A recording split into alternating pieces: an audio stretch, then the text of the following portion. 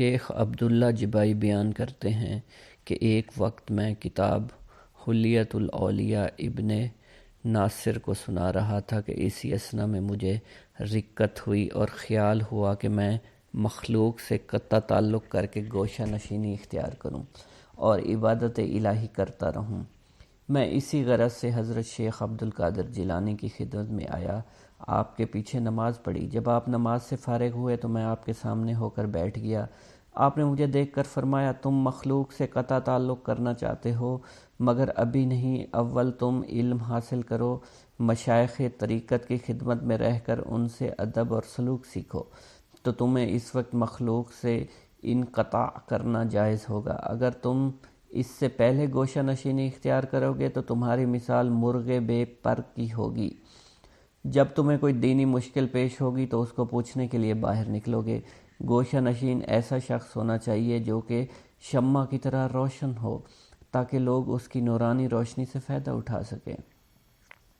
شیخ عبدالعباس الخضر نے بیان کیا ہے کہ ہم کئی لوگ ایک شب کو حضرت شیخ عبدالقادر جیلانی کے مدرسہ میں حاضر تھے۔ خلیفۃ المستجب باللہ ابو المظفر یوسف بن المختصہ امر اللہ آپ کی خدمت میں حاضر ہوا اور سلام کر کے آپ کے سامنے مؤدب ہو کر بیٹھ گیا۔ خلیفہ موصوف اس وقت آپ سے نصیحت کرنے کی غرض سے آیا اور اپنے ساتھ 10 تھیلیاں زر نقد بھروا لایا۔ یہ تھیلیاں خلیفہ موصوف نے آپ کے سامنے پیش کی۔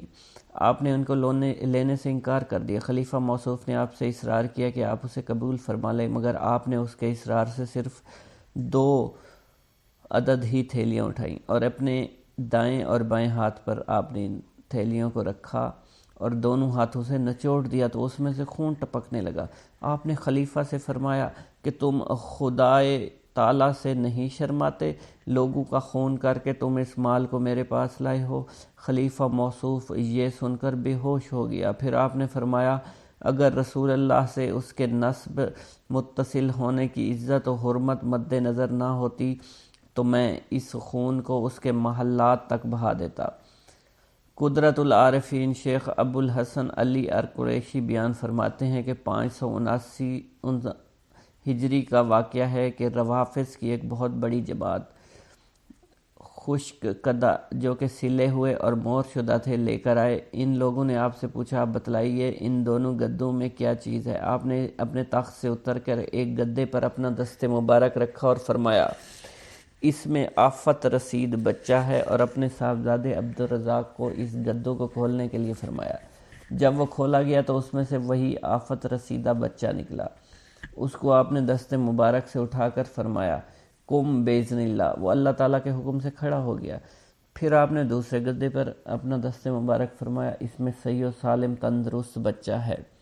اپنے بیٹے کو کھولنے کا حکم دیا، کھولا تو اس میں بچہ نکلا جو چلنے لگا۔ آپ نے اس کو پیشانی سے پکڑ کر فرمایا، بیٹھ جاؤ، تو وہ اللہ تعالیٰ کے بیٹھ گیا۔ آپ کی یہ کرامت دیکھ کر یہ لوگ اپنے روافظ نظریات سے تائب ہو گیا۔ نیز اس وقت آپ کی یہ کرامت دیکھ کر مجلس کے 3 شخصوں کی روح پرواز کر گئی، واللہ عالم۔ نیز شیخ موصوف بیان کرتے ہیں کہ ایک وقت میں آپ کی خدمت میں حاضر تھا، مجھے اس وقت ایک ضرورت پیش آئی، میں اسے پوری کرنے کی غرض سے نکلا۔ آپ نے فرمایا، چاہو، تم کیا چاہتے ہو؟ میں نے عرض کیا کہ فلاں امر کا خواستگار ہوں۔ میں اس وقت امور باطنی میں سے ایک امر کی خواہش کی تھی، چنانچہ اس وقت مجھے وہ حاصل ہو گیا۔ آپ کے رکابدار ابو العباس احمد بن محمد القریشی بغدادی بیان کرتے ہیں کہ ایک روز آپ سواری پر جامعہ منصوری تشریف لے گئے۔ جب آپ وہاں سے واپس آئے، آپ نے اپنی چادر اتاری، چادر اتار کر پیشانی پر سے ایک بچھو نکال کر زمین پر ڈالا۔ جب یہ بھاگنے لگا تو آپ نے فرمایا،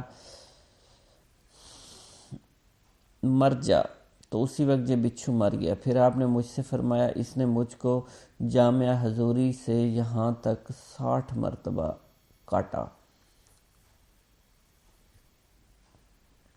ایک دفعہ بغداد کی قحط سالی میں آپ سے تنگ دستی فاقہ کشی کی شکایت کی تو آپ نے مجھے قریباً 10-12 سیر گندم دیے اور فرمایا، اسے لے جاؤ اور کوٹھے میں بند کر دو اور صرف ایک طرف سے اس کا منہ کھول کر حسب ضرورت اس میں سے نکال لیا کرو، مگر اسے کبھی دیکھنا مت۔ چنانچہ اس گیہوں کو 5 سال تک کھاتے رہے۔ ایک دفعہ میری زوجہ نے اس کوٹھے کا منہ کھول کر دیکھا اس میں کتنے گیہوں ہیں، تو اس میں جس قدر اول روز دانے ڈالے تھے اتنے ہی معلوم ہوئے۔ پھر یہ گیہوں 7 روز میں ختم ہو گیا۔ میں نے آپ سے اس کا ذکر فرمایا، آپ نے کہا اگر تم اسے نہ دیکھتے تو اسی طرح کھاتے رہتے۔ عمر بن حسین بن خلیل بیان کرتے ہیں کہ میں ایک دفعہ آپ کی خدمت میں حاضر تھا، آپ کے روبرو ہی منہ گھٹے ہوئے بیٹھا تھا۔ اس وقت میں نے قندیل کی طرح ایک روشنی سی دیکھی جو آپ کے دہن مبارک سے 2-3 دفعہ قریب ہو کر واپس ہو گئی۔ میں نے نہایت متعجب ہو کر اپنے جی میں کہا کہ میں لوگوں سے ضرور اس کا ذکر کروں گا۔ آپ نے اسی وقت فرمایا کہ تم خاموش بیٹھے رہو، مجلس کی باتیں امانت ہوا کرتی ہیں۔ پھر میں نے آپ کی وفات تک اس کا ذکر کسی سے بھی نہیں کیا۔ شیخ ابو الحسن بیان کرتے ہیں کہ جب میں شیخ عبد القادر جیلانی رحمۃ اللہ علیہ کی خدمت میں رہ کر آپ سے تحصیل علم کیا کرتا تھا، اس وقت آپ ہی کا کوئی کام کرنے کی غرض سے اکثر اوقات شب بیداری کیا کرتا تھا۔ چنانچہ 553 ہجری کا واقعہ ہے کہ ایک شب کو آپ اپنے دولت خانہ سے باہر تشریف لائے۔ میں آپ کی خدمت میں آفتاب بھر کر لایا، مگر آپ نے انہیں نہیں لیا اور سیدھے آپ مدرسہ میں تشریف لے گئے۔ مدرسے کا دروازہ آپ ہی سے کھلا، پھر آپ ہی سے بند ہو گیا۔ آپ باہر نکلے، میں بھی آپ کے پیچھے ہو لیا۔ اس کے بعد آپ بغداد کے دروازے پر پہنچے، یہ دروازہ بھی آپ ہی سے کھلا، پھر آپ ہی سے بند ہو گیا۔ اس کے بعد ہم ایک شہر میں پہنچے جسے میں نے کبھی نہیں دیکھا تھا۔ اس میں پہنچ کر آپ ایک مکان میں داخل ہوئے جو کہ آپ کے مسافر خانے سے شبیہ تھا۔ اس مکان پر 6 لوگ تھے، انہوں نے آپ کو سلام کیا، آپ ذرا آگے چلے گئے، اس میں ایک کھمبے کے پاس ٹھہر گیا۔ یہاں سے میں نے نہایت پست آواز سے کسی کرانے کی آوازیں سنی۔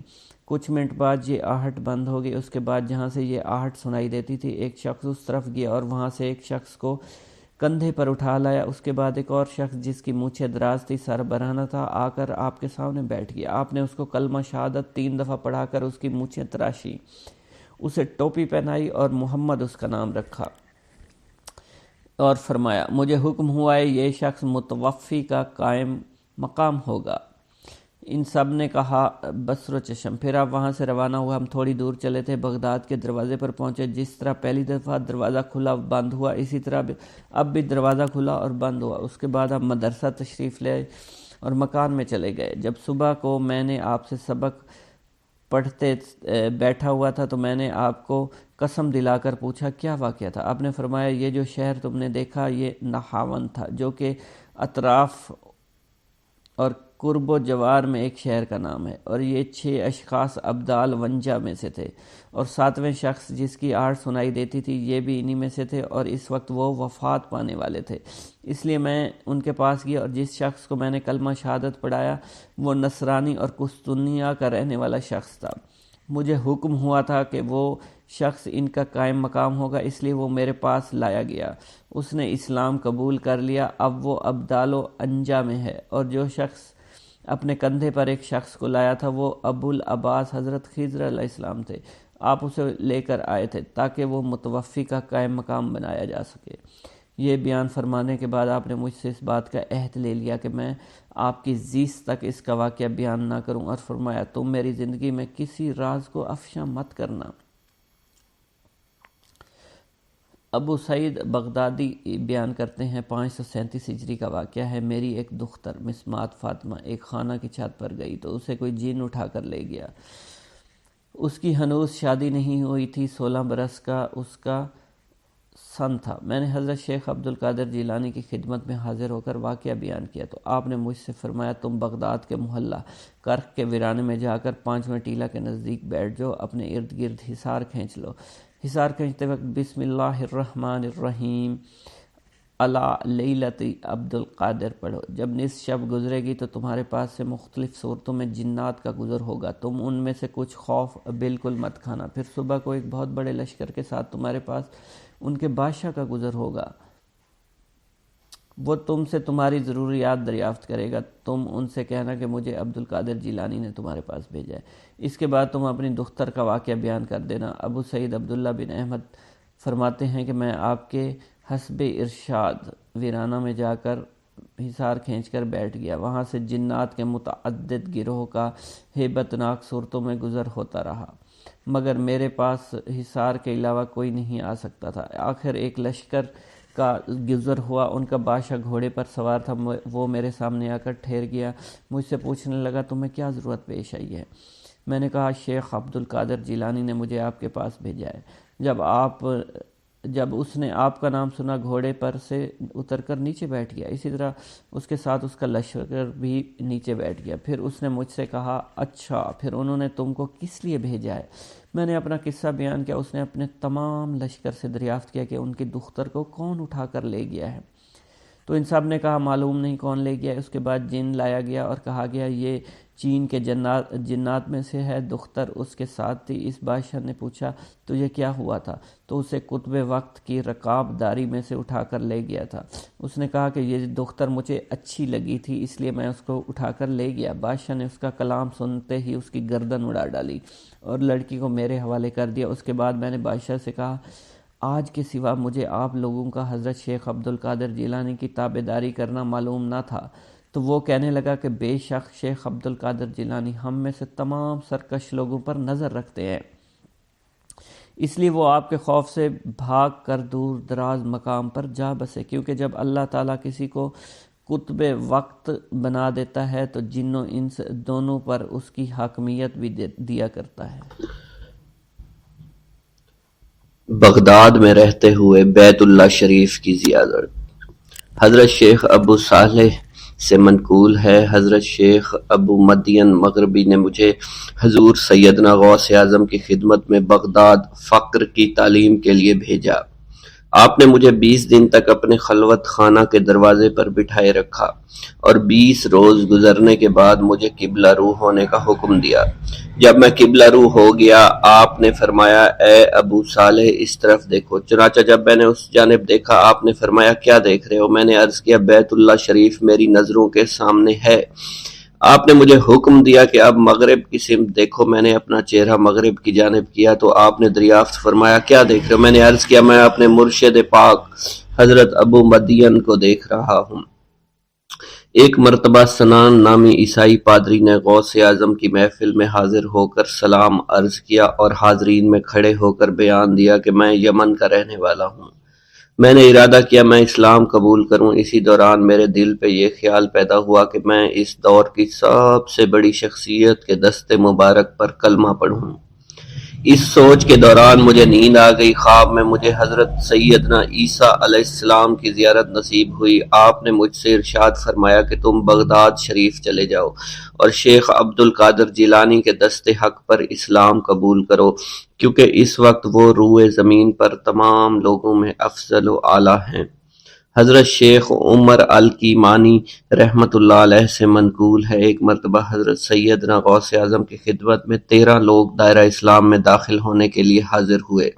ان لوگوں نے بیان کیا کہ ہم عرب کے عیسائی ہیں، ہم نے کلمہ پڑھنے کا ارادہ کیا، ابھی سوچ رہے تھے کہ کسی مرد کامل کے دست حق پر کلمہ پڑھیں، ہمیں ہاتف غیب سے آواز سنائی دی کہ بغداد جا کر شیخ عبد القادر جیلانی کے دست مبارک پر کلمہ پڑھو۔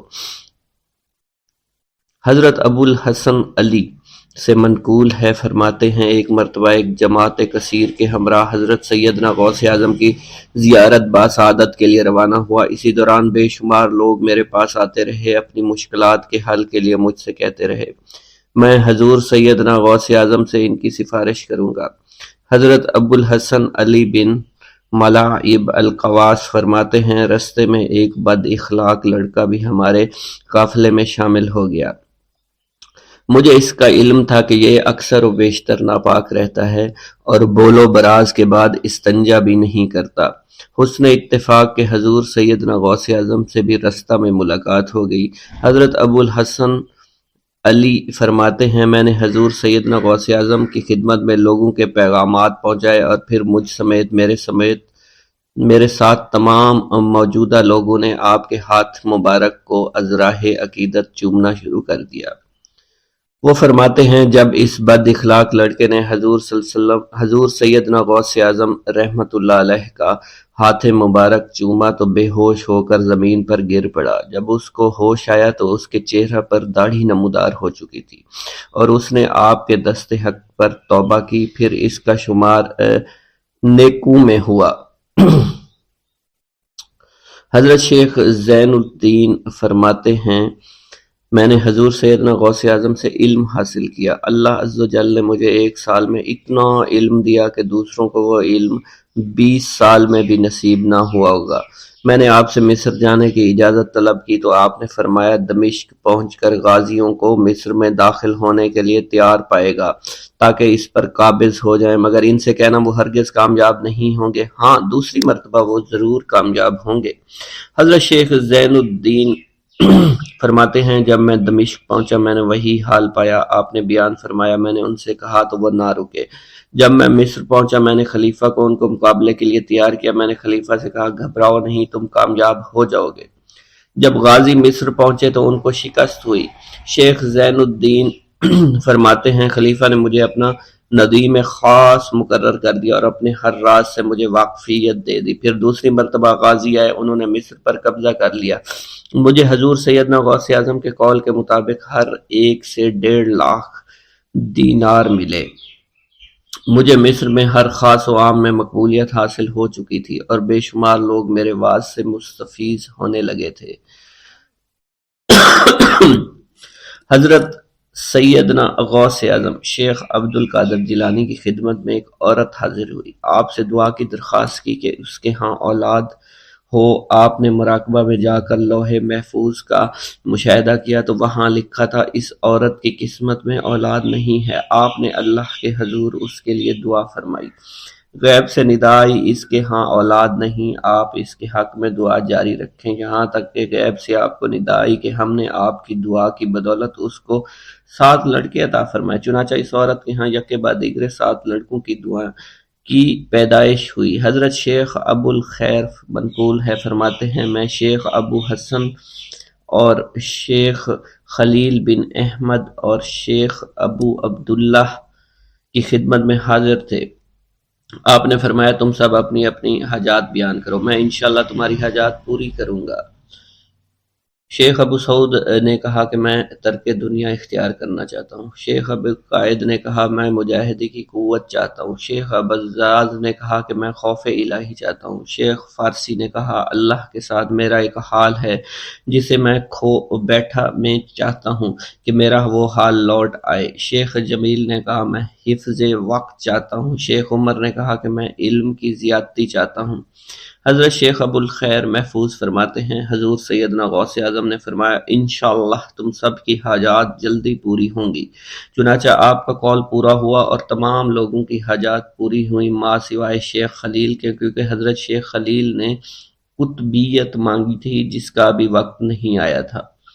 حضرت ابو سعود فرماتے ہیں حضرت شیخ حماد دباس کی خدمت میں حاضر ہو کر عرض کیا حضور میں ملک شام کی جانب مال تجارت لے کر جانا چاہتا ہوں اور میرا یہ قافلہ تیار ہے، میرے پاس 700 دینار کا مال ہے۔ حضرت شیخ حماد دباس نے فرمایا اگر تم اس سال سفر کرو گے تو تم سفر میں ہی قتل کر دیے جاؤ گے اور تمہارا تمام مال و اسباب لوٹ لیا جائے گا۔ حضرت حماد باس کی بات سن کر وہ تاجر حضور سیدنا غوث اعظم کی خدمت میں حاضر ہوا اور حضرت حماد باس کی بات بیان کر دی۔ آپ نے فرمایا کہ تم سفر پر جاؤ، میں تمہارا ضامن ہوں۔ آپ کا فرمان سن کر وہ سامان تجارت لے کر شام پہنچا۔ اپنا تمام مال فروخت کرنے کے بعد وہ تاجر اپنے کسی کام سے حلب گیا، وہاں ایک مقام پر اس نے 1000 دینار رکھ دیا اور حلب میں اپنی قیام گاہ پر واپس آ گیا۔ اس نے خواب میں دیکھا عرب بتوؤں نے ایک قافلہ لوٹا ہے، قافلہ کے کئی آدمیوں کو قتل کیا ہے جس میں وہ شامل ہے۔ اس کے بعد وہ بیدار ہوا، گھبرا کر اس جگہ پہنچا جہاں اس نے 1000 دینار رکھے تھے، اس کے دینار وہیں پر رکھے اس کو مل گئے۔ دینار لے کر واپس قیام گاہ پہنچا، بغداد شریف واپس جانے کی تیاری شروع کر دی۔ جب وہ تاجر بغداد شریف واپس پہنچا تو پہلے حضرت حماد عباس کی خدمت میں حاضر ہوا تو آپ نے فرمایا کہ تم پہلے حضور سیدنا غوث اعظم کی خدمت میں حاضر ہوا، کیونکہ وہ محبوب سبحانی ہیں، انہوں نے اللہ کے حضور تمہارے لیے 70 مرتبہ دعا مانگی، یہاں تک کہ تمہاری حقیقت کو خواب میں بدل دیا گیا۔ وہ تاجر آپ کی خدمت میں حاضر ہوا اور آپ نے حضرت حماد عباس کی بات کی تصدیق کی۔ خطبہ کا آغاز حمد و ثنا سے کیا کرتے تھے۔ حضور سیدنا غوث اعظم کے صاحبزادے حضرت شیخ سید عبد الرحمن فرماتے ہیں کہ والد بزرگوار اپنے وعظ کے دوران الحمدللہ رب العالمین کہہ کر خاموش ہو جاتے اور دوبارہ کہہ کر سکوت فرماتے تھے، اور تیسری مرتبہ کہنے کے بعد کچھ دیر توقف فرماتے، اور آپ کی محفل میں تمام اولیاء حاضر و ناظر اور خاموش ہو جایا کرتے تھے۔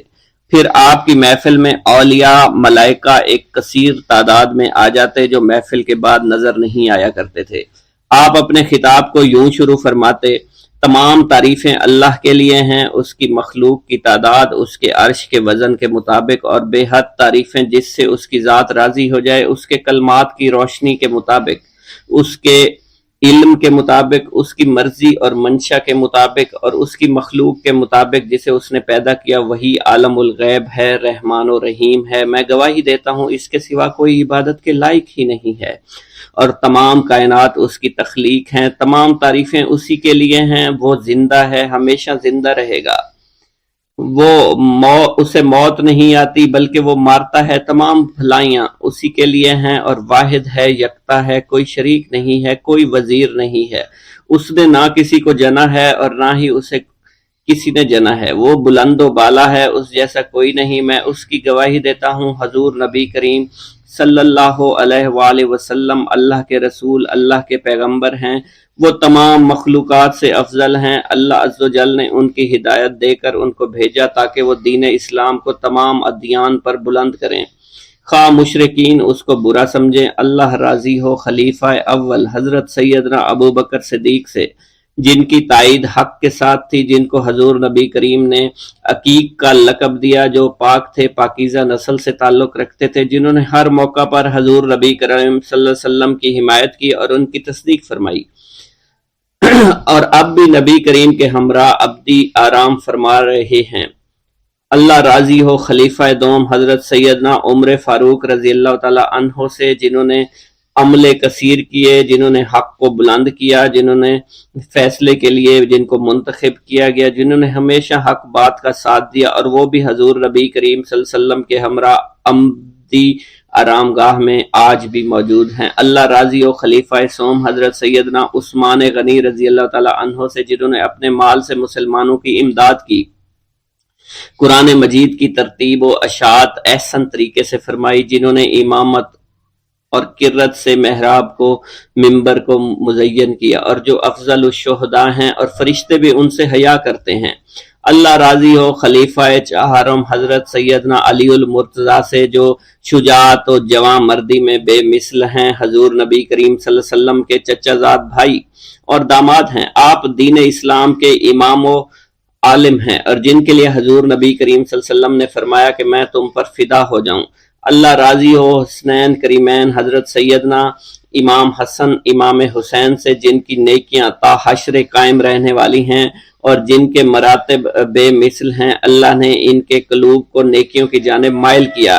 اے اللہ تو ہمارے رازوں اور دلی کیفیات سے واقف ہے، ہمیں ہر عمل کرنے اور برائی سے بچنے کی توفیق عطا فرما، اور ہمیں گناہوں کی لذت سے بچا، ہمیں اپنے ما سوا سے محفوظ رکھ، اور اپنی مشغولیت عطا فرما۔ بے شک اللہ کے سوا کوئی عبادت کے لائق نہیں، جو چاہتا ہے وہی ہوتا ہے، اور وہی قوی اور وہی عظیم ہے۔ اے اللہ ہمیں غفلت سے بچا، اور ہمارے اوپر وہ بوجھ نہ ڈال جو تو نے پہلی امتوں پر ڈالا۔ اے ہمارے رب العالمین ہمیں معاف فرما اور ہماری مغفرت عطا فرما، کیونکہ تو ہی ہمارا رب ہے، تو ہی ہمارا مولا ہے، آمین۔ حضرت شیخ عبداللہ جبائی کا قول ہے کہ حضور سیدنا غوث اعظم رحمت اللہ علیہ نے مجھ سے ارشاد فرمایا کہ میرے نزدیک کھانا کھلانا اور حسن اخلاق افضل اور اعلیٰ ہیں۔ آپ کے پاس کبھی پیسہ نہیں ٹھہرا کرتا تھا، اگر صبح کے وقت آپ کے پاس 1000 دینار آ جاتے تو شام تک وہ غریبوں اور محتاجوں میں تقسیم ہو جایا کرتے تھے۔ حضور سیدنا غوث اعظم کی پرورش نہایت ہی بابرکت ماحول میں ہوئی۔ آپ نے ابتدا میں گوشہ نشینی اختیار کی اور خود کو دنیاوی غلاظتوں سے پاک رکھا۔ آپ نے 51 برس کی عمر میں شادی کی۔ جب آپ سے اس بارے میں دریافت کیا گیا تو آپ نے فرمایا، جب مجھے حضور نبی کریم صلی اللہ علیہ وسلم نے نکاح کی اجازت دی تو میں نے نکاح کر لیا۔ حضور سیدنا غوث اعظم نے اپنی ذات کو اللہ عز و جل کی خوشنودی کے لیے وقف کر رکھا تھا۔ آپ کی راتیں جاگ کر گزرا کرتی تھی اور ساری رات آپ مراقبہ اور مشاہدہ میں گم ہوا کرتے تھے۔ آپ کی عادت مبارکہ تھی کہ آپ سجدہ کو دراز کیا کرتے تھے اور بیٹھ کر مراقبہ فرمایا کرتے تھے۔ اسی دوران آپ کا جسم مبارک نورانی شعاؤں کے زیر اثر ہوتا اور کئی مرتبہ آپ نورانی شعاؤں میں غائب ہو جایا کرتے تھے۔ حضرت شیخ ابو عبداللہ بن حسنین بن ابی الفضل فرماتے ہیں کہ حضور سیدنا غوث اعظم کے بعض دہقانی مریدین ہر سال آپ کے لیے گیہوں بوتے تھے اور جائز طریقہ سے اسے پالتے تھے۔ پھر آپ کے بعض مریدین اسے پیستے اور آپ کے لیے ہر روز 4-5 روٹیاں پکاتے اور شام کو آپ کے پاس روٹیاں لے کر آیا کرتے تھے۔ آپ حاضرین میں ایک ایک ٹکڑا تقسیم کر دیتے اور جو بچ جاتا وہ اپنے لیے رکھ لیا کرتے تھے۔ حضرت شیخ خضر حسنی سے منقول ہے، حضور سیدنا غوث اعظم ایک شکستہ دل فقیر کو دیکھا۔ آپ نے اس سے اس کی کیفیت کے متعلق دریافت کیا تو اس نے کہا کہ میں آج دریا کے کنارے گیا اور ملاح سے کہا مجھے دریا کے پار لے جائے۔ اس نے انکار کر دیا۔ میں اپنے اس افلاس کے سبب پریشان اور شکستہ دل ہوں۔ ابھی اس فقیر کا کلام جاری تھا کہ ایک شخص آپ کی خدمت میں حاضر ہوا اور 30 دینار آپ کی خدمت میں پیش کیے۔ آپ نے وہ دینار اس فقیر کو دے دیے اور فرمایا کہ اس ملاح سے کہنا کہ کسی فقیر کا سوال رد نہ کیا کرے۔ حضرت شیخ معمر ابو المظفر فرماتے ہیں، میں نے حضور سیدنا غوث اعظم سے زیادہ کسی کو درگزر فرمانے والا آج تک نہیں دیکھا۔ آپ کی عطا کا یہ علم تھا، ایک محفل میں 400 لوگوں کو ولایت کے مقام اعلیٰ تک پہنچا دیا کرتے تھے۔ بھوکوں کو کھانا کھلانا، بیواؤں کی حاجت روائی کرنا آپ کا معمول تھا۔ جب کسی بیمار کے متعلق سنتے تو فوراً اس کی عیادت کے لیے تشریف لے جایا کرتے تھے۔ فقراء کو آپ رحمت اللہ علیہ کے در سے بغیر سوال کیے عطا ہو جایا کرتا تھا۔ حضور سیدنا غوث اعظم نے فرمایا کہ مخلوق سے کنارہ کشی سے پہلے علم حاصل کرو، کیونکہ جو شخص علم کے بغیر عبادت کرتا ہے وہ اصلاح سے زیادہ فساد میں مبتلا ہو جاتا ہے۔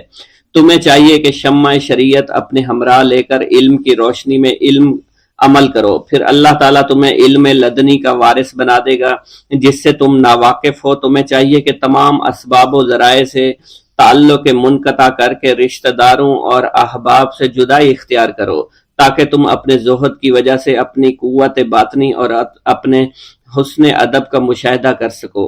خدا کے علاوہ تمام عالم و اسباب سے اس خوف سے منقطع ہو جاؤ تاکہ تمہاری شمع معرفت نہ بجھ جائے، اور جب تم 40 دن اپنے رب کے لیے مخصوص کر دو گے تو تمہارے قلب سے حکمت کے چشمے جاری ہو جائیں گے اور تم معرفت الہی کی تپش کا مشاہدہ کرنے لگے گے، جس کو حضرت موسیٰ علیہ السلام نے اپنے شجر قلب پر محسوس کیا تھا۔ اس کیفیت کے بعد تم اپنے نفس و خواہش، اپنے شیطان سے، اپنی طبیعت اور اپنے وجود سے کہو گے کہ ٹھہر جا، میں نے اس آگ کا مشاہدہ کر لیا ہے جو قلب موسیٰ علیہ السلام پر روشن ہوئی تھی۔ اس کے بعد تمہارے قلب میں باطن سے یہ آواز آنے لگے گی کہ میں ہی تمہارا رب ہوں، میری ہی عبادت کرو، میرے غیر کی اطاعت سے گریزاں ہو جاؤ، میرے سوا کسی سے تعلق مت رکھو، میری معرفت حاصل کر کے میرے غیر کو فراموش کرو، غیر سے اعراض کر کے میرے علم، میرے قرب، میرے ملک اور میری سلطنت کی جانب متوجہ رہو۔ جب تمہیں بقا الہی حاصل ہو جائے تو تمہاری زبان پر اندہ جاری ہو جائے گا اور تمام حجابات رفع ہو کر قلب سے کدورت زائل ہو جائے گی اور نفس کو مکمل سکون حاصل ہو جائے گا۔ پھر جب اس کے الطاف غالب ہو جائیں گے تو تمہیں خطاب کیا جائے گا، اے قلب، فرعون نفس کی طرف توجہ کر اور اس کو راہ ہدایت پر چلاتا ہوا میری جانب آ لے اور اس سے کہہ دے کہ میرا ہی اتباع کریں، پھر انہیں رشد کے راستے پر ہدایت کر کے اس سے تعلق قائم کر اور اس کے بعد پھر قطع تعلق کر کے دوبارہ استوار کر لے اور اسی طرح سے کرتا رہے۔ حضرت شیخ و معمر سے منقول ہے، فرماتے ہیں ایک مرتبہ میں حضور سیدنا غوث اعظم شیخ عبد القادر جیلانی رحمۃ اللہ علیہ کی خدمت میں حاضر تھا۔ آپ بیٹھے کچھ لکھ رہے تھے، اسی دوران چھت سے 3 مرتبہ مٹی گری، چوتھی مرتبہ ایسا ہوا آپ نے جلال میں آ کر اس جگہ دیکھا جہاں سے مٹی گر رہی تھی۔ اسی دوران ایک چوہا اس جگہ سے نیچے گرا اور مر گیا، یہ چوہا ہی وہاں سے مٹی کھود رہا تھا۔ حضرت شیخ عمر بن مسعود بزاز فرماتے ہیں حضور سیدنا غوث اعظم وضو فرما رہے تھے، اسی دوران ایک چڑیا نے آپ کی قمیض پر بیٹ کر دی۔ آپ نے جلالی نظروں سے چڑیا کو دیکھا، وہ چڑیا اسی وقت نیچے گری مر گئی۔ آپ نے وضو سے فارغ ہونے کے بعد قمیض کے اس حصے کو دھویا اور پھر اپنی قمیض مبارک اتار کر مجھے دی اور فرمایا اس کو فروخت کر کے اس کی رقم کو خیرات کر دو، یہ اس کا بدلہ ہے۔ حضور سیدنا غوث اعظم کے زمانہ میں بہت ہی گناہگار شخص تھا، اس کے دل میں آپ سے بے پناہ محبت تھی۔ جب اس کے مرنے کے بعد دفن کیا گیا تو قبر میں منکر نکیر نے سوالات کیے تو اس نے سوال کے جواب میں عبد القادر جواب دیا۔ منکر نکیر نے اللہ کی بارگاہ میں اس کے جواب کو پیش کیا، حکم ہوا اگرچہ یہ بندہ فاسقوں میں سے ہے لیکن یہ میرے محبوب سید عبد القادر جو کہ صادقین میں سے ہیں ان سے محبت رکھتا ہے۔ بغداد کے محلہ باب العز کے قبرستان میں سے ایک قبر سے مردہ کے چیخنے کی آواز آنے لگی۔ لوگوں نے حضور سیدنا غوث اعظم کی خدمت میں عرض ہو کر عرض کیا، آپ نے دریافت کیا کیا صاحب قبر نے مجھ سے خرقہ پہنا؟ لوگوں نے عرض کیا ہمیں اس کا علم نہیں۔ آپ نے دریافت کیا کیا یہ میری محفل میں کبھی شریک ہوا؟ ہمیں اس کا علم نہیں۔ آپ نے پھر دریافت کیا کیا کبھی میرے پیچھے نماز پڑھی؟ نہیں معلوم۔ آپ نے مراقبہ فرمایا اور آپ کے چہرہ مبارک پر جلالیت کے آثار نمودار ہو گئے۔ بعد ازاں آپ نے چہرہ مبارک پر وقار ظاہر ہوا اور آپ نے فرمایا کہ اس شخص نے میری زیارت کی، مجھ سے حسن ظن رکھا، اسی وجہ سے اللہ نے اس پر رحم فرما دیا ہے، چنانچہ اس کے بعد کبھی قبر سے آواز نہیں آئی۔ منقول ہے حضرت شیخ ابو الحسن علی بن وہب ازجی بیمار ہو گئے، حضور سیدنا غوث اعظم عیادت کے لیے تشریف لائے تو آپ نے وہاں ایک قمری اور ایک کبوتری کو دیکھا۔ حضرت شیخ ابو الحسن نے آپ سے عرض کی کہ یہ کبوتری 6 ماہ سے انڈے نہیں دے رہی اور قمری 9 مہینے سے بول نہیں رہی۔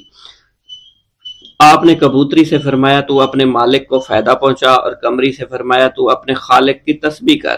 چنانچہ قمری نے اسی وقت کوکو کرنا شروع کر دیا، یہاں تک کہ بغداد کے لوگ اس کی آواز سننے کے لیے جوق در جوق جمع ہونا شروع ہو گئے اور کبوتری نے بھی انڈے دے دیے اور ان سے بچے نکلے۔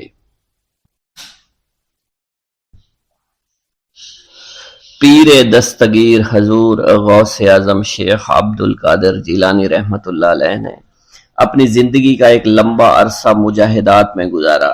جب آپ بغداد شریف میں علم دین پڑھتے تھے، آپ کا معمول تھا کہ مدرسے کے اسباب پڑھ کر جنگل کی طرف نکل جایا کرتے تھے اور وہیں اپنے سبق یاد کرتے تھے، عبادت میں مصروف اور مشغول رہا کرتے تھے۔ اسی زمانے کی بات ہے کہ ایک روز حضور غوث اعظم شیخ عبد القادر جیلانی رحمۃ اللہ علیہ نے کسی غار کے قریب ایک پتھر کو دیکھا، اس پر ایک درود پاک لکھا ہوا تھا اور ساتھ ہی یہ بھی لکھا تھا کہ یہ درود جو پتھر پر لکھا ہے اسے ایک مرتبہ پڑھنے سے 50,000 درود شریف پڑھنے کا ثواب ملتا ہے۔ حضور غوث اعظم رحمۃ اللہ علیہ نے وہ درود شریف لکھ لیا اور اسے پڑھنے لگے۔ بعد میں ایک روز آپ کو خواب میں پیارے آقا مکی مدنی محمد مصطفیٰ صلی اللہ علیہ وآلہ وسلم کی زیارت ہوئی۔ آپ نے آخری نبی رسول ہاشمی صلی اللہ علیہ وسلم سے اس درود شریف کے متعلق پوچھا کہ کیا یہ وہی درود شریف ہے جس کے پڑھنے سے 50,000 درود شریف پڑھنے کا ثواب ملتا ہے؟ سرکار عالی وقار مکی مدنی تاجدار مدینہ صلی اللہ علیہ وآلہ وسلم نے فرمایا اس درود شریف کے پڑھنے سے 50,000 کا نہیں بلکہ 70,000 درود شریف کا ثواب ملتا ہے۔ سبحان اللہ۔ اللہ پاک کے اپنے محبوب کی امت پر کرم نوازیاں دیکھی کہ جو بندہ ایک بار درود شریف پڑھے، روایت کے مطابق اسے 10 نیکیاں ملتی ہیں، 10 گناہ معاف ہوتے ہیں اور 10 درجات ہی بلند کیے جاتے ہیں۔ یہی کرم نوازی کتنی عظیم ہے کہ ایک مرتبہ درود شریف پڑھنے سے اتنا ثواب ملے۔ اس پر مزید کرم بالائے کرم کہ ایسے درود شریف بھی ہیں جنہیں صرف ایک مرتبہ پڑھنے سے صرف ایک درود شریف کا ثواب نہیں بلکہ کئی ہزار درود شریف کا ثواب ملتا ہے۔ حضور غوث پاک شیخ عبد القادر جیلانی نے پتھر پر لکھا ہوا جو درود شریف آپ پیارے آقا مکی مدنی محمد صلی اللہ علیہ وسلم نے خواب میں تشریف لا کر بتایا کہ اسے ایک مرتبہ پڑھنے کے 70,000 درود شریف کا ثواب ملتا ہے۔ سبحان اللہ، کاش ہم ان کرم نوازیوں کی قدر کو جان پائیں۔ ہمارے پیر غوث پاک رحمت اللہ علیہ فرماتے ہیں، اے محمد، اللہ پاک کا شکر ادا کیا کرو، پہلی امتیں جتنا عمل کرتی تھی اللہ پاک ان کی نسبت تم سے تھوڑے عمل پر ہی راضی ہو جاتا ہے۔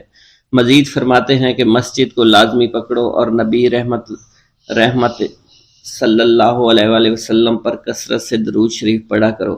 اللہ پاک ہمیں کثرت سے درود شریف پڑھنے کی توفیق عطا فرمائے۔ یہ درود شریف قادری حضرات اپنے مریدوں کو روزانہ 511 مرتبہ یا 111 مرتبہ پڑھنے کی تلقین کیا کرتے ہیں۔ یہ درود شریف رحمت خداوندی کا خزانہ ہے، لہٰذا جو شخص اس درود شریف کو روزانہ 111 مرتبہ تاحیات پڑھتا رہے گا وہ رحمت خداوندی سے مالا مال ہو جائے گا، اور جو شخص روزانہ اس درود پاک کو کم از کم ایک بار ضرور پڑھیں اس سے ہزاروں نعمتیں حاصل ہوں گی۔ نمبر 1، رزق میں برکت ہوگی، تمام کام آسمان سے ہو جائیں گے، رضا کے وقت کلمہ نصیب ہوگا، موت کے وقت جان کنی کی سختی سے محفوظ رہے گا، قبر میں وسعت ہوگی، کسی کی محتاجی نہیں رہے گی، مخلوق خدا اس سے محبت کریں گے۔ ناظرین کرام، اس سے معلوم ہوا کہ اس درود پاک اور اس سے برکت حاصل کرنے کے لیے اسے روزانہ ہمیں پڑھنا چاہیے۔ اس کے علاوہ رسول اکرم صلی اللہ علیہ وسلم کے قرب اور اس کی زیارت کے لیے بھی یہ درود شریف بہت مؤثر ہے۔ مگر آپ اگر رزق کی کمی کا شکار ہیں، پریشانی اور مشکلات میں گھرے ہوئے ہیں تو اس درود کو اپنا معمول بنا لیجئے۔ تمام بھائی جو حضور غوث پاک سے عشق و محبت کرتے ہیں، حضور غوث پاک کو مانتے ہیں، وہ کمنٹ باکس میں یا غوث اعظم لکھ دیجئے۔ اللہ ہمارے رزق، مال و جان اور عزت میں برکت عطا فرمائے اور ہماری مغفرت عطا فرمائے۔ بسم اللہ الرحمن الرحیم۔ حضور سیدنا غوث العظم حضرت سیدنا عبد القادر جیلانی رحمت اللہ علیہ فرماتے ہیں کہ احوال کے مشاہدہ اور کشف کے وقت اولیاء اللہ پر افعال خداوندی میں سے ایسی چیزوں کا ظہور ہوتا ہے جو عقلوں کو سلب کر لیتی ہے اور عادات و رسوم کو بکھیڑ دیتی ہے۔ حضور سیدنا غوث اعظم فرماتے ہیں کہ افعال خداوندی 2 اقسام میں منقسم ہیں، نمبر 1 جلال، نمبر 2 جمال۔ اللہ رب العزت اولیاء اللہ کے قلوب پر اپنی دونوں صفات کے ساتھ تجلی فرماتا ہے۔ جلال اس کا قہر ہے اور جمال اس کی رحمت ہے۔ مشاہدہ اور کشف کے بعد اولیاء اللہ دور سے دیکھتے اور سنتے ہیں، انبیاء کرام کی ارواح کی زیارت نصیب ہوتی ہے، ملائکہ اور انبیاء سے کلام کی سعادت حاصل ہوتی ہے، اور یہ سب امور عقل اور عادات و رسوم کے خلاف ہیں۔ جس وقت اللہ کی تجلی قلوب پر ظاہر ہوتی ہے تو اس وقت قلوب میں سرور طاری ہو جاتا ہے۔ اللہ عز و جل ان کے ساتھ بہترین کلام فرماتا ہے، ان کو مختلف انواع و منازل کی بشارت دیتا ہے، اور انہیں وہ منازل نصیب ہوتی ہیں کیونکہ ابتدا سے ہی قلم نے ان چیزوں کو ان کے حق میں لکھ دیا ہے۔ اولیاء اللہ کے لیے عظمت اور جلال خوف کر دینے والا ڈر ہے اور قلب پر ایسا غلبہ لاتا ہے جس کا اثر بدن کے اعضاء پر بھی ظاہر ہوتا ہے۔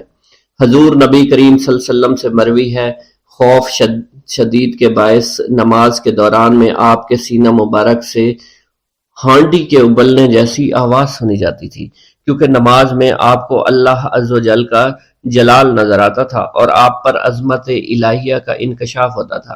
اللہ عز و جل کے مشاہدہ کے وقت اولیاء اللہ کو جو بشارتیں ہوتی ہیں وہ حقیقت میں ان پر فضل طاری ہوتا ہے۔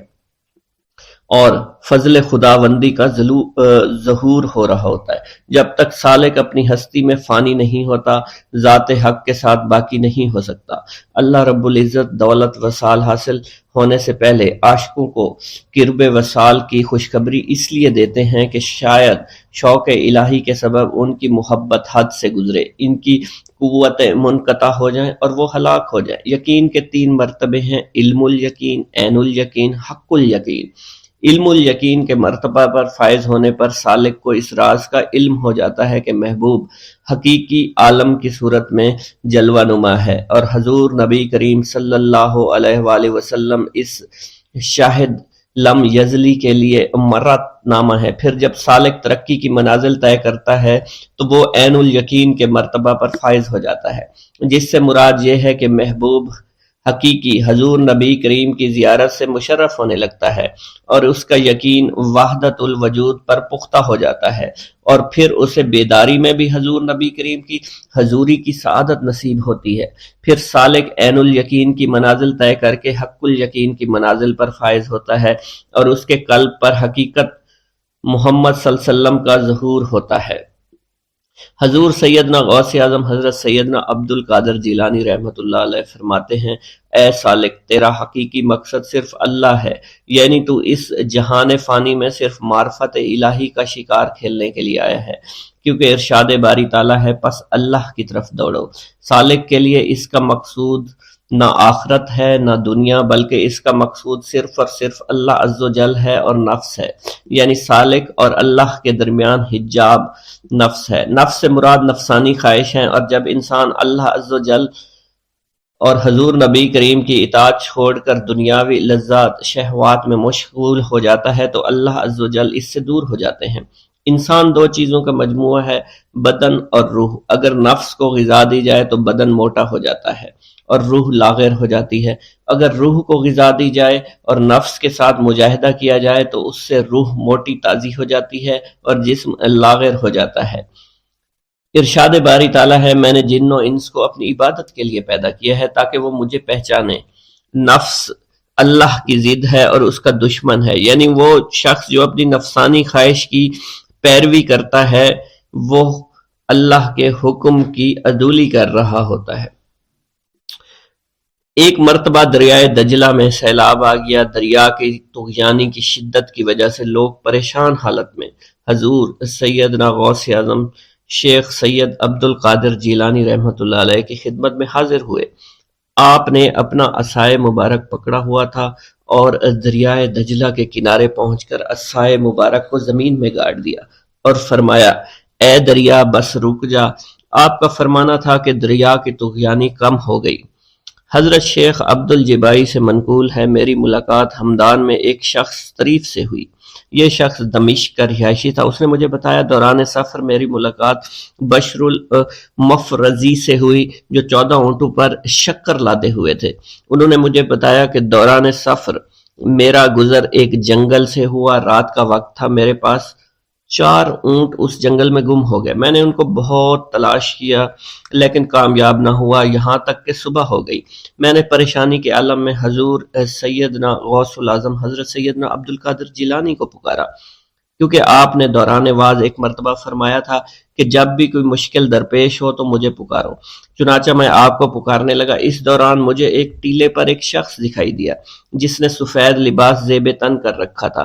اس شخص نے مجھے ہاتھ سے ایک جانب اشارہ کیا۔ جب میں ٹیلے کے نزدیک پہنچا تو وہ شخص غائب ہو چکا تھا۔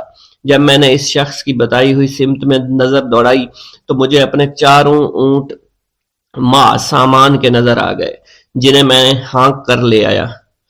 گرا ہے بلاؤں میں بندہ تمہارا، مدد کے لیے آؤ یا غوث اعظم۔ مریدوں کو خطرہ نہیں بحر غم سے کہ بیڑے کے ہیں ناخدا غوث اعظم۔ حضور سیدنا غوث اعظم شیخ عبد القادر جیلانی کی ایک عورت مرید تھی جس پر ایک فاسق بدبخت عاشق ہو گیا۔ ایک دن وہ عورت رفع حاجت کے لیے نزدیک پہاڑ کے غار میں گئی تو اس فاسق بدبخت کو خبر ہو گئی۔ اس بدبخت نے غار میں جا کر عورت کو پکڑ لیا اور عزت لوٹنے کی کوشش کرنے لگا۔ اس عورت نے بآواز بلند شیخ عبد القادر جیلانی کو مدد کے لیے پکارا۔ آپ اس وقت مدرسہ میں وضو فرما رہے تھے۔ آپ نے اپنی کھڑاؤں کو اس غار کی سمت میں پھینکا، وہ کھڑائیں اس فاسق کے سر پر لگنا شروع ہو گئیں جس سے وہ بدبخت ہلاک ہو گیا۔ وہ عورت آپ کی کھڑائیں لے کر آپ کی خدمت میں حاضر ہوئی اور حاضرین محفل کے سامنے سارا ماجرا بیان کر دیا۔ ایک گاؤں کے بارے میں کہا جاتا تھا کہ جہاں قدرت کی بے پناہ نعمتیں تھیں، اللہ پاک نے وہاں کے لوگوں کو مالا مال کیا ہوا تھا۔ ایسی نعمتیں کہ جن نعمتوں کو دیکھ کر انسان اکثر مغرور ہو جایا کرتے ہیں، مگر وہاں پر کچھ مسلمان تھے، اور سب سے بڑی اور بری بات یہ تھی کہ وہاں کے تمام لوگ کافر تھے۔ وہ کفار اپنی دولت پر بہت فخر کیا کرتے تھے، کیونکہ ان میں ہر ایک انسان بہت دولت مند تھا۔ ہر ایک کے پاس بے بہا پیسے تھے، کسی کو پیسوں کی کمی نہیں تھی۔ وہاں کے سردار کی ایک اکلوتی بیٹی تھی جس کو سردار بے پناہ پیار کرتا تھا۔ اس سردار کی بیٹی بے پناہ مغرور، ظالم، گھمنڈی تھی۔ وہاں پر غریب لوگ صرف مسلمان ہی تھے، تمام کافر ایک دوسرے کی مدد کیا کرتے تھے، لیکن مسلمانوں کی مدد کرنے والا وہاں پر کوئی نہ تھا۔ وہاں پر انہیں کوئی دیکھنے والا نہ تھا۔ سردار کی بیٹی کو کالے جادو میں خوب مہارت حاصل تھی، اور وہ جادو کی وجہ سے وہاں پر رہنے والے غریبوں پر بہت ظلم کیا کرتی تھی۔ تمام مسلمان اس سے بے حد پریشان تھے، اور وہ لوگوں کو غلام بناتی اور مزدور بناتی تھی۔ اگر ان میں کوئی اس کی بات نہ مانتا تو اس کو قیدی بنا کر اپنے اشاروں پر نچایا کرتی تھی۔ اس بستی میں چونکہ اکا دکا مسلمان تھے جن کا کوئی پرسان حال نہیں تھا، کوئی بھی ان کو بچانے والا نہیں تھا۔ جب وہ سردار کی بیٹی کے ظلم حد سے بڑھ گئے تو مسلمانوں میں سے ایک بوڑھے شخص نے اللہ کے حضور گڑ گڑا کر دعائیں کی، اے اللہ، ہمارے چند نسلیں جو یہاں پر بچی ہوئی ہیں، ان نسلوں کو تو بچا لے۔ یہ سردار کی بیٹی جس نے ہمارا جینا دشوار کر رکھا ہے، یہاں کوئی بھی انسان ہمارا حال نہیں پوچھتا، اور نہ ہی ہمارے پاس مال و دولت ہے، اور نہ ہی ہمارے پاس جسمانی طاقت بچی ہے۔ یا اللہ، ہمارے لیے کوئی ایسا بندہ بھیج جو نہ صرف طاقتور ہو بلکہ اس جادوگرنی یعنی سردار کی بیٹی کو بھی ہرا سکے۔ اللہ رب العزت نے اس بوڑھے کی دعا کو قبول فرمایا، اور یوں اس جگہ پر ایک اللہ والے کو بھیج دیا، اور وہ اللہ والے ایسے ہی بستی میں داخل نہیں ہوئے، بلکہ ایک دن کچھ عجیب واقعہ ہوا۔ ان کافروں کا سردار جنگل میں سیر سپاٹے کرتے ہوئے نکلا تھا، بڑی شان سے چلتا ہوا وہ سفر کر رہا تھا۔ اچانک ایک زہریلا سانپ اس کے سامنے آیا۔ اس زہریلے سانپ نے بادشاہ کو ڈس لیا، اور وہ بے ہوش ہو کر زمین پر گر پڑا اور تڑپنے لگا۔ اس کے جو ساتھی تھے انہوں نے جب اپنے سردار کو یوں تڑپتا ہوا دیکھا اور سردار کی غیر حالت دیکھی تو کہ جسے ایک زہریلے سانپ نے کاٹ لیا ہے، تو وہ فوراً اسے اٹھا کر گھر لے آئے تاکہ اسے بچانے کے لیے کچھ کیا جا سکے۔ اس لڑکی نے اپنے باپ کی جب یہ حالت دیکھی تو اپنے آس پاس کے بڑے بڑے حکیموں کو بلایا، لیکن عجیب بات یہ تھی کہ لاکھ کوشش کے باوجود زہر نکالنے میں سارے ناکام ہو رہے تھے، اور زہر تیزی کے ساتھ اس کے جسم میں پھیلتا چلا جا رہا تھا۔ لیکن اسی وقت وہاں ایک درویش کی آمد ہوئی، ایک اللہ والے آئے، ان اللہ پاک نے اس مقصد کے تحت وہاں بھیجا تھا۔ اس اللہ کے ولی نے سردار کے گھر پر پہنچ کر دروازے کو کھٹکھٹایا۔ نوکروں نے پوچھا کون ہو، کس سے ملنا ہے؟ اس نے کہا میں نے سنا ہے کہ یہاں کے سردار کو سانپ نے ڈس لیا ہے۔ نوکر کہنے لگے کہ تمہیں کیسے پتا چلا کہ یہاں کے سردار کو سانپ نے ڈس لیا ہے؟ تم تو ہمیں اجنبی لگتے ہو، ہم نے تمہیں آج تک یہاں نہیں دیکھا ہے۔ اس نے کہا میں مسافر ہوں اور مجھے خبر ملی ہے کہ یہاں کے سردار کو ایک زہریلے سانپ نے ڈس لیا ہے اور کوئی بھی اس کا علاج نہیں کر پا رہا۔ نوکروں نے کہا تم کون ہو؟ اللہ والے نے کہا میں حکیم ہوں اور میں ان کے علاج کی غرض سے یہاں آیا ہوں۔ وہ نوکر اللہ والے کی حالت دیکھ کر ہنسنے لگے، کیونکہ آپ نے پھٹے پرانے کپڑے پہن رکھے تھے اور دیکھنے سے بہت غریب معلوم ہوتے تھے۔ وہ نوکر کہنے لگے کہ اتنے بڑے سردار کا علاج کرو گے؟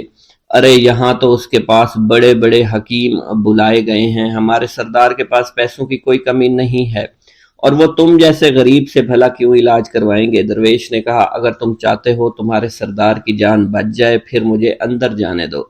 غلام کہنے لگا ٹھیک ہے، ہم اندر جا کر اجازت لے کر آتے ہیں۔ نوکر اندر گئے، سردار کی بیٹی سے کہا ایک غریب آیا ہے، کپڑوں سے فقیر معلوم ہوتا ہے، لیکن کہتا ہے میں سردار کا علاج کر سکتا ہوں اور میں سردار کا علاج کروں گا۔ جو زہر تیزی کے ساتھ جسم میں پھیل رہا ہے میں اس کو باہر نکال پھینک کروں گا۔ اس کی بیٹی کہنے لگی ٹھیک ہے بلا لو۔ جب وہ اللہ والے اس کے گھر کے اندر گئے تو دیکھا سردار تڑپ رہا تھا، ٹانگ کو بار بار بستر پر پٹخ رہا تھا۔ اللہ والے نے اس کے پیر کی طرف دیکھا جہاں سانپ نے اس کو کاٹا تھا، اسی جگہ اللہ والے نے تھوک دیا، فوراً وہاں سے بھاگ گئے۔ اس کے سارے سپاہی اس کی بیٹی دیکھ کر حیران رہ گئے کہ یہ بھلا کون سا دیوانہ ہے، کمرے میں آیا، علاج کی بجائے اسی جگہ پر تھوک دیا جہاں صرف کاٹا تھا، اور بھاگ بھی گیا، اس کو کوئی گرفتار نہیں کر سکا۔ سردار کی بیٹی غصے میں تل ملا اٹھی کہ اس نے جو گستاخی کی ہے اس کی کوئی بات نہیں، تھوک کو میں صاف کروا دوں گی، مگر اس کو تو میں ابھی گرفتار کرواتی ہوں۔ اور اس نے اپنے سردار کے ایک نوکر سے کہا کہ اس تھوک کو صاف کرو۔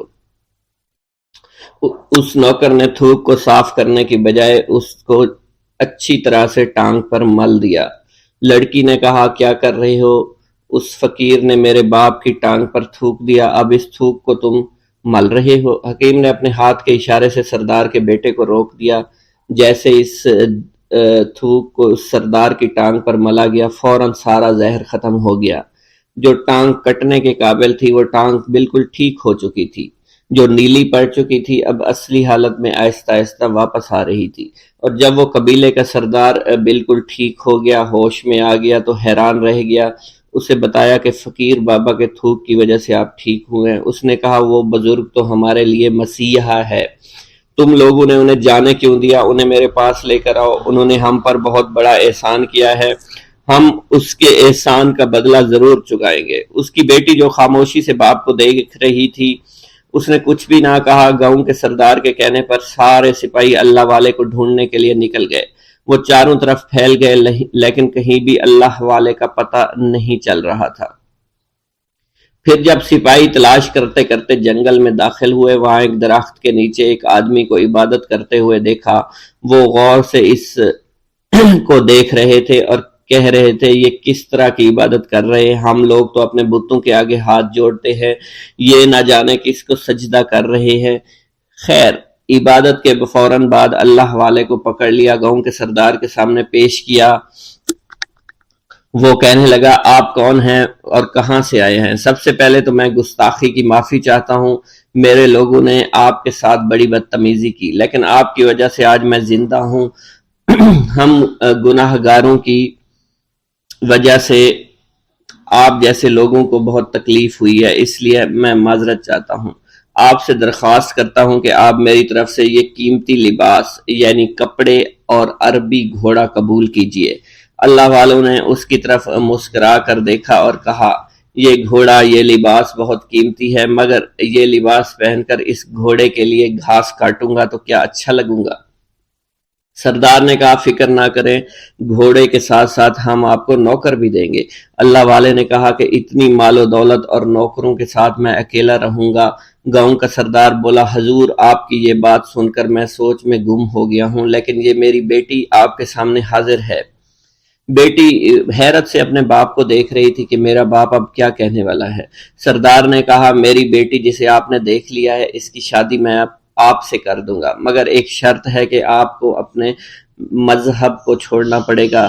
میرے سپاہیوں نے آپ کو عبادت کرتے ہوئے دیکھا ہے، جہاں تک ہمارے معمولات ہیں ہم بتوں کے آگے سجدہ کرتے ہیں اور ان کی عبادت کرتے ہیں، اور آپ جس کے آگے سجدہ کرتے ہیں وہ اللہ ہے، یعنی آپ مسلمان ہیں، اس لیے آپ کو اپنا مذہب چھوڑنا پڑے گا۔ کیا آپ ایسا کر سکتے ہیں؟ اللہ والے نے کہا کہ مجھے ایک بات بتائیے، آپ سب کچھ دیکھ رہے ہیں، آپ نے مجھے یہ بھی دعا دی کہ میری اولادیں ہوں اور آپ کی نسل آپ کی بیٹی سے چلے گی۔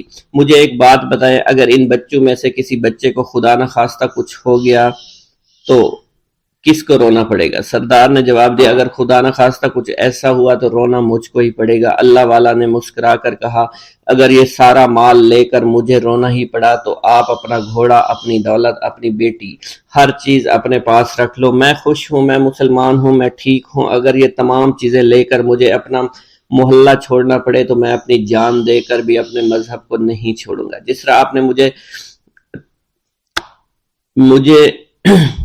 نوازا ہے، میں اسی رب کے دین کو چھوڑ کر چلا جاؤں گا۔ صرف چند پیسوں کی خاطر میں ہر دن پیسہ نہیں کر سکتا، اور اپنی درویشی میں بہت خوش ہوں۔ اللہ نے مجھے جس مقصد کے لیے بھیجا تھا وہ میرا مقصد پورا ہو جائے گا۔ گاؤں کے سردار نے پوچھا، یہ کہہ کر وہ اللہ والے جانے لگے تو سردار نے درویش کو رک جانے کا کہا اور کہنے لگے میں نے مال دے کر تمہیں آزمایا اور تمہیں پرکھا، لیکن تم اپنے مذہب کو چھوڑنے پر راضی نہیں ہو۔ اگر تم یہی سب کرنے آئے تھے تو تمہیں اس بات کا ڈر نہیں؟ کیا تم نہیں جانتے ہم کتنے طاقتور ہیں، اور میری بیٹی اپنے عمل میں اتنی ماہر ہے کہ تمہیں یہاں کھڑے کھڑے ابھی جنگلی جانور بنا سکتی ہے۔ اللہ والے نے کہا کہ اس نے جنگلی جانور کمزور لوگوں کو بنایا ہوگا، یہ مجھے جانور بنا کر تو دکھائے۔ اس سے پہلے کہ گاؤں کا سردار اپنی بیٹی سے کچھ کہتا کہ اس پر وار کرو، اللہ والے نے جادوگرنی پر ایسی پھونک ماری کہ وہ اسی وقت ایک بہت بڑی چھپکلی بن گئی۔ وہ کچھ بھی نہیں کر پا رہی تھی، وہ چھپکلی اتنی بڑی تھی کہ وہاں پر جتنے بھی انسان کھڑے تھے ان سب میں سب سے زیادہ اونچا اس کا قد تھا۔ وہ چھپکلی اللہ والے کے پاس آئی، اپنا زہر اس پر اگلنا چاہتی تھی کہ اسی وقت اس نے اس کے منہ پر تھوک دیا۔ تھوکنے کی دیر تھی، وہ چھپکلی جلنے لگی اور جس سے گرمی کی وجہ سے اس کا چہرہ پگھل رہا تھا، اس کا چہرہ جل کر کالا ہو چکا تھا۔ وہ مرنے والی تھی کہ سردار دوڑتا ہوا قدموں میں آ کر گر پڑا اور معافی مانگنے لگا اور کہنے لگا حضور اس گستاخی کے لیے میں معذرت خواہ ہوں، آپ مجھے معاف کر دو، میں نے سچ میں آپ کو بہت کمزور سمجھا تھا، آپ کو آپ کا مذہب سے ہٹانا چاہا تھا۔ اگر میری بیٹی ٹھیک ہو جائے تو میں سچ کہتا ہوں یہاں پر جتنے لوگ ہیں ہم پوری کی پوری بستی مسلمان ہو جائیں گے۔ اللہ والے نے کہا کہ ہم تمہیں اپنے دین میں شامل کرنے کے لیے یہ سب نہیں کر رہے، بلکہ تم لوگ مسلمان بھائیوں پر جو ظلم کرتے ہو وہ ظلم کو ختم کرنے کے لیے ہم یہاں آئے ہیں۔ ہمارے دین میں جبر اور ظلم نہیں۔ اگر تمہارے بیٹی سے انسان بن کر سدھر جاتی ہے تو اس کو اس کی اصلی حالت میں لانے کے لیے میں خود کو اللہ کی بارگاہ میں پیش کروں گا اور دعا کروں گا۔ سردار کہنے لگا کہ ہاں میری بیٹی اصلی حالت میں اگر آ جائے تو پھر ہم کسی پر ظلم و ستم نہیں کریں گے، اور میں دل سے اپنی بیٹی کے لیے معافی چاہتا ہوں۔ آج سے یہ کوئی بھی جادو ٹونا اور مسلمانوں کو تنگ نہیں کرے گی، اور نہ ہی کسی مسلمان پر یہ ظلم اور جبر کرے گی۔ بس آپ اسے دوبارہ سے انسان بنا دے۔ اللہ والا نے چھپکلی پر دوبارہ سے پھونک ماری تو پھر سے انسان بن گئی اور اللہ والے کے قدموں سے وہ لپٹ گئی، کہنے لگی مجھے معاف کر دیجئے، مجھے معاف کر دیجئے، میں نے اپنے آپ کو بہت طاقتور سمجھا۔ اس لڑکی کا آدھا چہرہ جل چکا تھا اور کالا ہو چکا تھا۔ وہ کہنے لگی کہ آج اپنے باپ کے ساتھ میں آپ کے دستے مبارک پر مسلمان ہونا چاہتی ہوں۔ میں وعدہ کرتی ہوں کہ آج سے اس بستی پر کوئی بھی کافر کسی مسلمان کے ساتھ بدتمیزی نہیں کرے گا، زیادتی نہیں کرے گا، ظلم اور جبر نہیں کرے گا، بلکہ ہم سب یہاں مل جل کر رہیں گے اور بھائی چارے کے ساتھ رہیں گے۔ ہم سب مسلمان ہو جائیں گے اور پھر یوں اللہ والے کے ہاتھوں پوری بستی کا سردار اور اس کی بیٹی نے اسلام قبول کر لیا، اور سردار نے اللہ والے سے اپنی بیٹی کا نکاح کر دیا، اور پھر اس بستی میں ہمیشہ کے لیے امن و امان قائم ہو گیا۔